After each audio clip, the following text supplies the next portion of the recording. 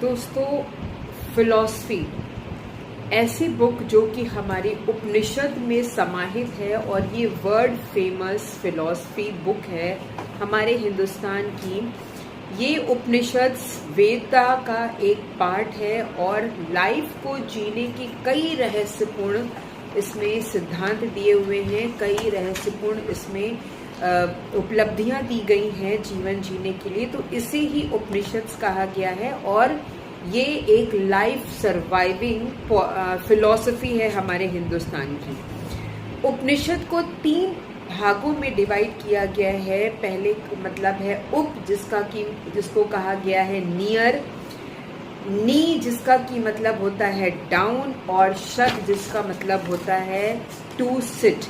यानी कि इसका अगर हम इंग्लिश में मीनिंग निकालें तो उपनिषद का मतलब होता है सिटिंग डाउन नियर।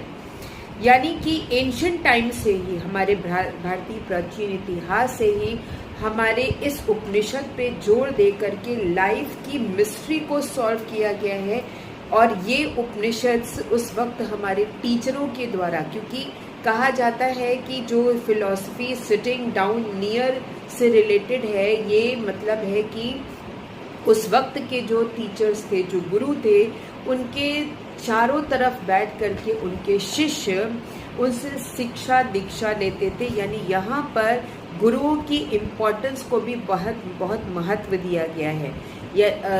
जीवन जीने के लिए जो भी हमें नया मार्ग या जो रास्ता बताते हैं, उनको उपाधि दी गई है गुरु की।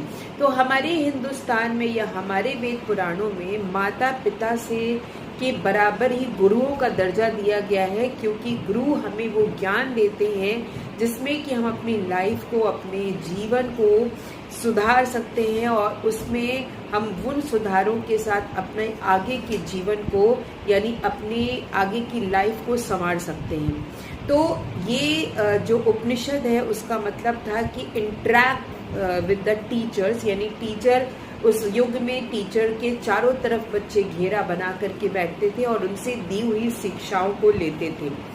The exact number of the जो क्लासिकल उपनिषद्स हैं हमारे हिंदुस्तान की, उसके बारे में तो अभी सही मायने में सब कुछ नहीं डिटेल पता है, लेकिन फिर भी जो भी इंफॉर्मेशन मिली है अलग अलग जगहों से, उससे ये ज्ञात होता है कि हमारे हिंदुस्तान में लगभग 350 उपनिषद थे, जो कि आज भी हमारे हिंदुस्तान में पाए जाते हैं। और मोस्ट फेमस जो है उसमें वो कई सारे ऐसे उपनिषद हैं जो कि हमारे जीवन को सुधार सकते हैं।